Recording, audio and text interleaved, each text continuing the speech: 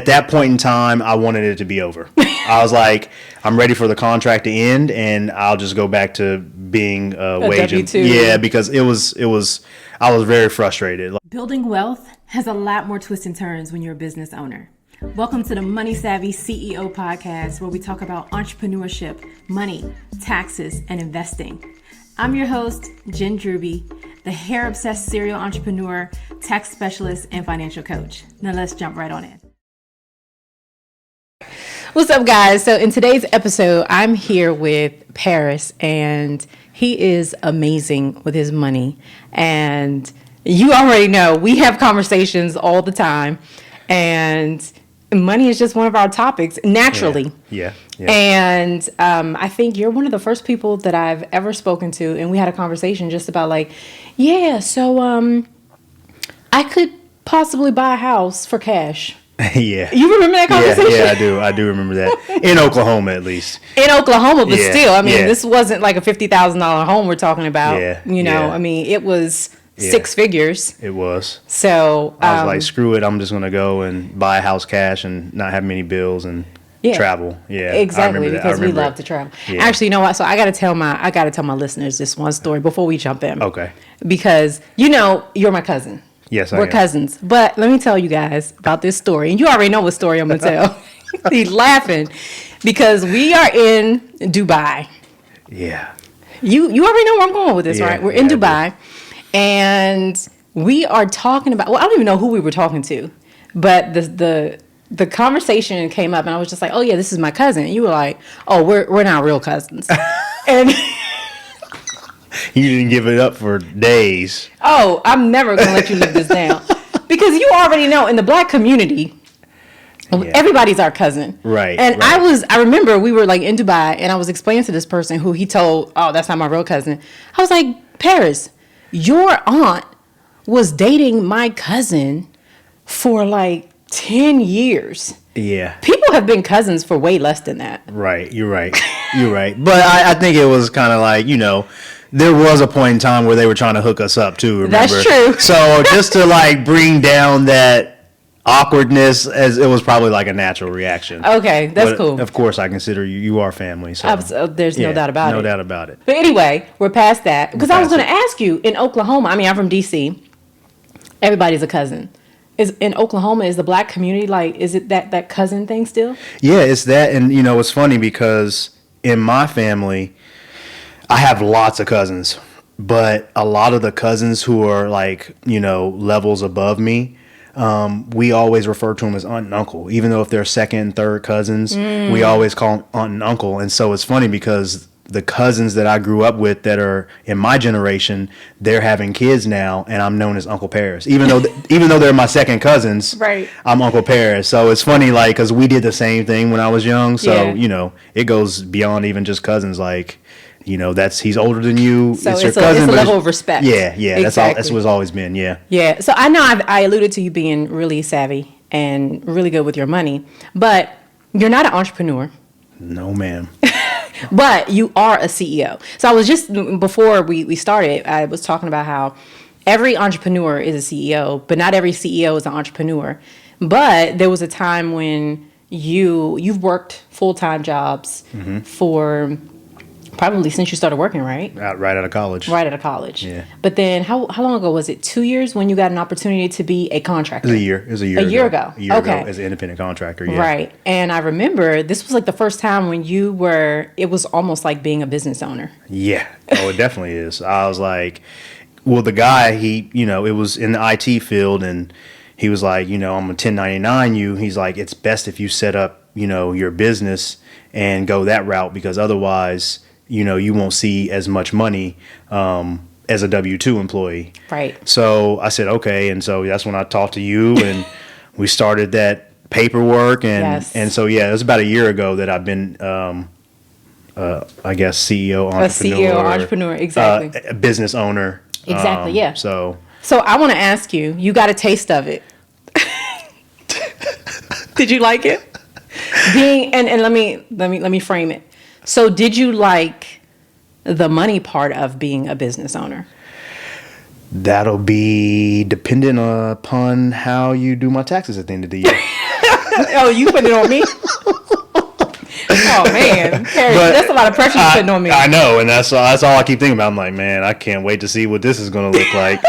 But no, I mean, it's honestly like when I moved from DC to Oklahoma, obviously I wanted to change my business, location, right, because I know Oklahoma taxes are a lot cheaper. Yeah. And, as I'm going through the process and DC charges me $300 to dissolve my business here. And then I got to pay Oklahoma to start up a business. And I was like, at that point in time, I wanted it to be over. I was like, I'm ready for the contract to end, and I'll just go back to being a wage. W-2. Yeah, because I was very frustrated. Like, it was just, I'm like, $300 just to not pay you. And then check this out.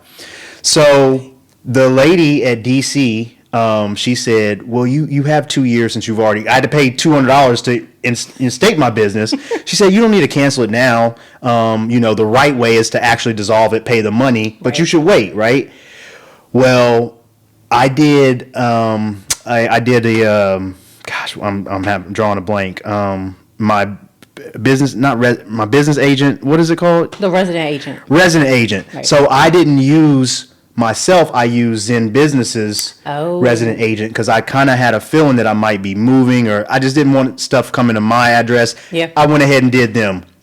They wouldn't take me off of theirs until I proved that I had dissolved my business or got a new agent, and I didn't live in DC anymore. So it was either pay $200 now, send them the notice saying that I no longer have a DC business, so they're not needed as my agent, or it was wait, pay the $120 for them to be my agent for a whole nother year, but eventually I was going to have to pay the $200 anyway, or $300 to dissolve my business.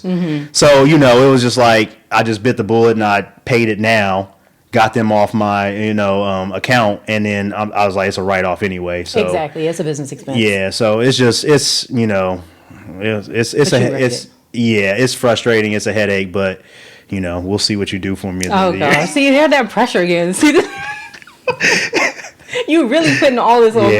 Yeah. But I want to go back to when you decided that you were going to be this 1099, and you took this guy's suggestion of just doing it business to business. So it wasn't going to be paying you directly as a sole proprietor, really, or a sole proprietor. You were going to create a business, and then you came to me and you were just like, yeah, Jen, I want to start my S Corp. You had already done a lot of research yourself. So tell me about when you decided that, I'm going to go the route of being paid as a company. How did you even get to say, oh yeah, I want to do the S Corp route? I don't think we had that conversation. You kind of came to me with that. Yeah, so I obviously YouTube. I watched a lot of YouTube. Yeah, I went to YouTube and I was looking at the advantages, and obviously one of the things was I knew I wouldn't have health insurance, right? So, I saw that that's going to be a tax deductible expense if I went that route, because I could pay myself, pay for my health insurance, and then all that stuff could be written off. And then just various videos saying, pros and cons of both. The idea of the S Corp allowed me to pay myself, kept me having W-2. So when I went to go buy a house, if I didn't want to pay cash, I'd have proof to show that, hey, I have here's my pay stubs from me paying myself, rather than just, paying for cash if that's the way I chose. But you didn't even know that as a business owner, if you were self-employed, not having a W-2 at the end of the year, did you know that lenders look at you kind of funny or well, I remember you said that. Oh, I told you. You told me that. Jeez, we talk a lot, don't we? We do. I mean, so obviously I said YouTube, but we had initial conversations, and of course, I like to do my research. Yeah. And then that's when I came back to you with all these questions, because the laws are a little bit, the way they explain stuff. Remember you said you were going to and talk to somebody, and I was like, wait, what does this mean? Because there was a point in time where there's some kind of, and I know I don't remember all the terms because I've been so busy, but they were saying that there's this extra incentive for businesses, but the wages that the profit that you earn wouldn't count for that special credit or whatever. It's like there's a formula that you use, right? At the end of the year, it's based off of X, Y, and Z, and basically whatever that number is, you can deduct from your taxable income. Oh, are you talking about the QBI? But the way it was written, it didn't make sense, because I'm like, well, none of my profits or monies are going to qualify for this because of the way that it was written. But you explained it to me, and but yeah, I just with all the research that was done between talking to you and YouTube, it sounded like the S corp was the best way to go. And you are pretty savvy again. So you didn't even pay anybody to do it. You did it all yourself. I mean, I helped a little bit, but you really did that on your own. And I messed up a couple times. Okay, tell us where you messed up. Well, first off, I hurried up and made the S corp effective 10/1/19 when I should have just waited until the following year, 2020, because as an S corp you have to file all these extra documents and filings, and they were so backed up. I did the S corp paperwork, filled it out, and they didn't grant me S corp status until I had already done my taxes for the 2019 year. Remember? That's right. So it was a little annoying because they extended the tax deadline. And I had been calling the IRS saying, hey, am I approved for S corp status because I'm ready to file my taxes? And lady's like, I wouldn't file as S corp because you haven't got the approval from us. Yeah. So I'm talking to her, and then that's when we finally said, you know what, we're just going to file this way. Hopefully the IRS isn't listening, but they might be. We're just going to let it ride. And you know what I mean? I'm sure I'll get a notice 7 years later like, hey, we need this paperwork for 3 months of S corp status. But it was not thinking ahead. That's something that I should have did earlier. Not to mention when we did all the initial paperwork and set up on QuickBooks, there's all these extra accounts you have to set up with DC, your family medical leave and unemployment. I'm like, it's a lot of work, right? But I will admit you were a big help, and actually QuickBooks. Plug. I love QuickBooks. Yeah, they're actually. Can they sponsor me? Please? I know, right? Because every time I call, they're so helpful. They help me work through things. We're not gonna give them too much props. They're not paying me yet. They all right. Yeah. So let's talk about Oklahoma for a second, because you've always been really good with your money. And is that something that you learned growing up? Like, was your mom really big on finances? Why are you looking at me like that? So. Obviously, growing up in Oklahoma, rural Oklahoma, lots of economic inequality. Okay. I was blessed and fortunate enough to, my grandparents, they raised me, and, they showed me the benefits of hard work. And, my mom is, I love my mom to death, but the worst with money. I am talking about... It's bad. She's not going to see this, so you can I mean, just I've seen it. I've seen it, and I was like, that's not the way I want to be.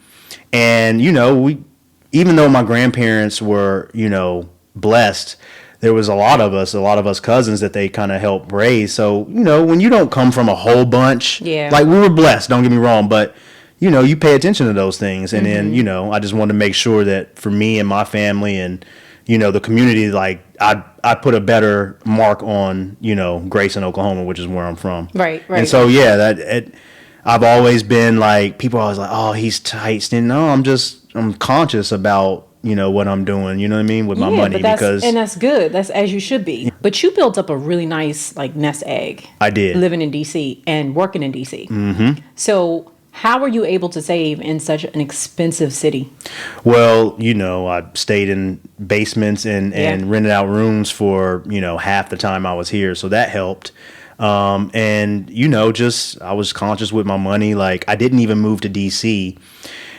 I wanted to move earlier to D.C., but I waited until I paid my car off. Because I knew once I paid my car off, that would be an extra $600 a month that I could allocate towards, higher rent. And so it's just, I was always looking all right, how can I minimize, or mitigate the impact, this financial impact? And, just constantly thinking of downstream impacts of my decisions. And that's how I was able to do it. Plus, grinding super hard, working basically 2 jobs for a long time. I'm still there. I'm still doing it. That's why I'm back here. Yes. As decent as I've been with money these last 14 years, I could have been better at investing, but it's scary because I invested and I got burned a couple of times, right? Oh, wait a minute. Burn. I got burned. Okay. So we're going to talk about that. We're going to cut because we got to pay some bills. So we'll be right. Are you self-employed and not where you want to be financially? If that's you, I invite you to join me in my next 7-week financial course where I show you how to turn your business into an investment vehicle so that you can build wealth by getting out of debt, join the 700 credit score club, and qualifying for your dream home. We do this by starting with the money and cash management inside of your business. So head over to moneysavvyceo.com and enroll so that you can work directly with me and get where you want to be. Oh, about me getting burned. No. Oh. Before, I do want to hear about you getting burned with investing. But I forgot to ask you, because you know I'm hair obsessed. You already know about my obsession with hair. And you and I also, we talk about money, but we also used to talk a lot about hair products. We did. We did. So I want to know right now. And I think it's a misconception. Guys really care about their hair. Yes. Right? Yes, we do. And so I want to know what's your go-to product these days? As you can see. Well, no. So, you said we care about our hair. Remember, I used to come to you all the time because after we took that first trip to Dominican, when you had the hair care business and host family, and I started swimming a lot, and I was like, yo, I need something for my hair because that's right, you were swimming. I swim 3 days a week, and the chlorine is like, one of the resolutions to that was just to keep the hair shorter. I finally realized, but what I try though is I just try everything really. Like You're a product junkie. So what I've used the most is, have you ever heard of Monet? Monet, no. What is that? So my wife distributes it. It's Okay. It's one of those hair care products. There's probably more of them, right? You can't buy them in the store or online. You have to find someone that actually sells it. Okay. Right? So she's a direct seller? She's a direct seller. Of Monet. How do you spell of Monet. that? Monat. Okay. She says Monet. Modern nature, I think, is the what it means. Monet. Okay. Monet. But you really like the products? I do. They work really well. Really? Yeah, and so they're really like, they're not expensive. They cost more, but they last a really long time. And you really have to be educated to use their products, right? Because, generally if someone is using Suave or Dove or whatever from Walmart or Target, they'll gob it on there, right? And just go to town. Well, with these products, because they're so concentrated, like you really need to use like smaller amounts.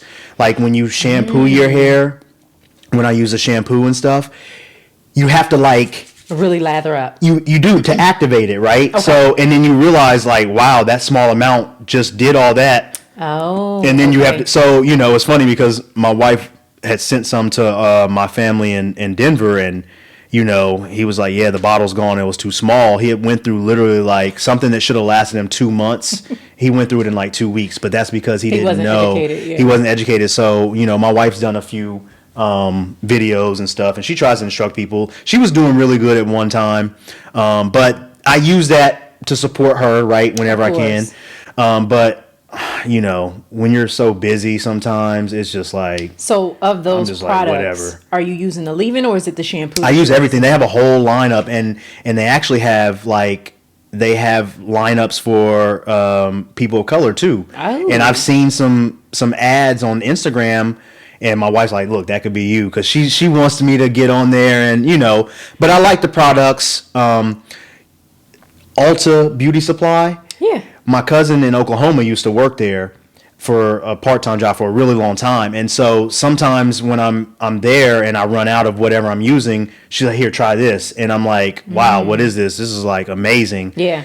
And so like I'm starting to find out there's like lots of other good stuff out there, but I honestly, because of my schedule, I just use whatever's available. Like, if I'm out of Monet and she hasn't ordered anymore, I'll raid my cousin's room. Kind of like I did with you today. I was like, I didn't know I was going to be on camera. Products. Like, I need something. So yeah, that was my fault, guys. So I kind of just, it's just, but I stay with products. I know. And then, so I was like, I remember I was using the Dominican products for a long time and they work great. That's what I'm using. Okay. Anything cool. I get my hands on. All right. Well, I just had to ask about hair products because I'm hair obsessed. But let's get back to you getting burned in investing, because I don't think we talked about this. This is like new information. I don't think we have. Okay. So there's a couple of instances.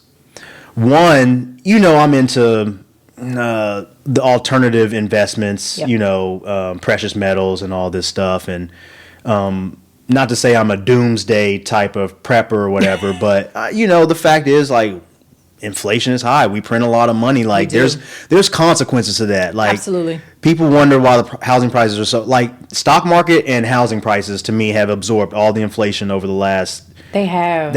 They have just steadily increased in price. So, the hedge, or the mother of all hedges to inflation, is like gold and silver, precious metals. So Hawk, he was really that's our big in it. Yeah. He was really big on it, right? And he was like, you better get in when it's getting hot. Like, and so gold and silver is just climbing and climbing. I'm like, all right. And back then, this was like 8-9 years ago. So I wasn't, I wasn't making a lot of money. I was $50,000 a year when I moved to DC. So actually, it was maybe a little longer than that. Okay. Probably like 10 years ago.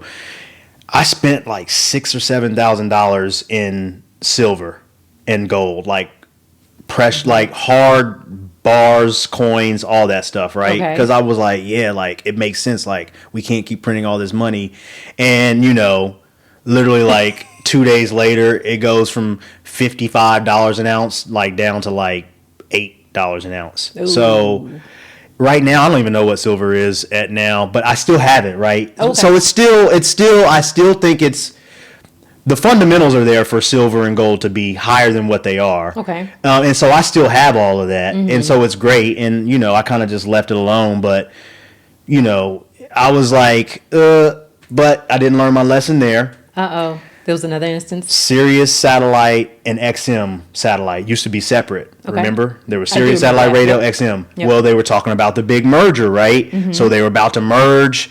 The price was going up. And Hawk was like, man, this Sirius XM, you better get on this. I'm seeing a trend here. Every time you got burned, was Hawk involved? I mean, you know what? He just gave me the information, but I should have did more due diligence, right? Okay. And looked at the financials. And if I would have did that, I would have known that both Sirius and XM were heavily in debt. That's one of the main reasons they wanted to merge, Yes. is to eliminate some of that waste, right? I can't remember what the price was, but I spent another $5,000 or $6,000, and literally they were about to go bankrupt. It went down to 2 cents per share. They put a hold on it. You couldn't buy any, you couldn't sell any, and so I didn't technically get burned on that because I did hold it for like 7 or 8 years, and Okay. I doubled my money. Okay. Which is better than what I would have gotten in a bank account, right? Yeah, for sure. But it was just like, so ever since then, with the stock market, taking that hit when COVID happened, and literally all my friends when I was at DOE on Robinhood and Webull, everybody turned into like a investor. Everybody. And, it was a like, thing to do. Yeah, they're like, I made $10 a day. I'm like, all right, cool. But I just, because of my past, I'm like, You stayed away. I just stayed away, and I know like I probably missed out on making some money. And then just recently, so my uncle's been in the penny stocks. Okay. So he's literally invested like $20,000, and he made $80,000 in like 2 months. Wow. So is that what you're on now? What are you doing now? I've thrown a little money, but I haven't got crazy, right? Okay. So I took like $700 or $800, and I just bought up a whole bunch of different penny stocks. I don't know enough about the Bitcoin yet, but Tony, he has friends that are doing it, and he said they're doing well, and he said you think it's over, but it's really not over. So I'm kind of studying up, getting smart on that, so I can but I'm just doing a little smarter now. I'm just like, because these moves that people have made, if someone would have bought Sirius Satellite XM after I bought it, if they'd have put $1,000 or $2,000, they'd be looking at tons of money. Yeah. Right. So, I'm looking at where, if I lose $1,000 here, $1,000 there, it's not a big deal. It was a bigger deal last time because I was just starting out. Yeah. Right. But so I'm kind of just, diversifying. Okay. But ideally, like, I want a vacation property. I feel like real estate is going to be always one of the best investments. So, yeah. So I want you to like tell my audience, a lot of entrepreneurs listening and a lot of people who are in the hair industry. So what would you suggest or recommend when it comes to their money, because you had that that experience being a business owner. So what piece of advice would you give someone who has to deal with that admin, that money stuff? That's easy. Take Jen's course. Oh my gosh. No, I mean, okay, so seriously, like, honestly, just, I mean, the best piece of advice. Let me hear your question again. I want to make sure I answer it right. Yeah, so a lot of entrepreneurs listen to this podcast, and I'm even going to add more to the question. Okay. So I would say with entrepreneurs, the main aspects of business that give them problems are the marketing and the finances. So what advice would you give someone on the financial piece? Because that's what you had to deal with. You didn't have to worry about marketing because you were a 1099 contractor. But for you, what was the most important, or what would you recommend? What piece of advice would you give someone with money as it pertains to their business? Well, definitely invest in the knowledge, and YouTube is great, and doing your own due diligence. But again, like having you as a friend was such an invaluable resource because you've been in this space for so long. You kind of like gave me a really good path. So for the people that don't have that, I mean, they might want to look into taking some kind of course, and then just be mindful and maintain that situational awareness and like really know what your goals are, right? Because if you don't put everything's a great when you have an idea, but unless you put it on paper and really once you figure out a goal, I think it's like a goal gives you a roadmap to where you want to go. And so if your goal is to buy a house, or if your goal is just if you're making so much money, you need to really diversify and like save on the taxes that you're paying, like just know what you're really trying to do, if that makes sense. Absolutely. Because in the end we all know what's right and wrong, right? We know if we're making money, do I really need to go out and buy a new Camaro if I already have one that works, right? Do I really need to upgrade? Do I really need to keep up with the Joneses? So a part of it is just discipline, like, because same way with like getting in shape and losing weight, like we know how to do it. It's just, are we going to do it or not? Right? It takes a lot of discipline. It does. And so, especially when you're an entrepreneur, because when you have that full-time job, I mean, now what it's like when you have to pay yourself. And you already told me, like, no, I'm good. I want to do the W-2 route because it's a lot involved. It's a lot. I mean, you're saving your own taxes. You're... It just thinking about it, taxes it annoyed me. It annoys you? They're complex. Yes, it's complex. It's a lot of work. And so that's why I say be mindful. Like, is this something that you really want to do? And if you're trying to do it, like, what are you trying to achieve out of it? Yeah. Because it's just, sometimes I think people just think it's cool. Like, oh, yeah, I'm an entrepreneur. Well, okay, yeah. But, like, I see my cousin George, like, man, he had to start hiring people because he was doing his content. He was doing his bookkeeping. He was, he's a personal trainer, so he goes and trains the classes. Like, he was doing all this stuff. Yeah. And that's, he'd be a good person to have on here because and so, again. Does he come to DC? I mean, if he comes to DC, we got to have him on the podcast. Yeah, we do have to have him on the podcast. I don't know. He probably would. I think he does. I don't know. He's all over the place. Yeah. But yeah, I think for the finances, just stay disciplined, maintain situational awareness, and really have an idea of what you're trying to achieve out of becoming an entrepreneur or CEO, because it is a lot of work. And being smart with that money. Yeah, you got to be smart with the money. Like y'all know what's right and wrong. Yeah, and it's hard, like, because I mean, I really want an electric vehicle, like, but I'm willing to wait, right? Like, I'm willing to wait and put it off because it's a delayed gratification. It's a delayed, like, I'll be 40 in a few years, so yeah, either the Cybertruck or the... Are you really looking at that Cybertruck? People tell me it's ugly, but I'm like, it looks futuristic, and I like that. I'm a sci-fi type of person, so it interests me. I'm getting it for utility. Like, if my power goes out, I can power my home with it. Like, it's just all kind of different things. I'm looking at the Cybertruck, but I'm also looking at the Ford Lightning and the Hummer EV.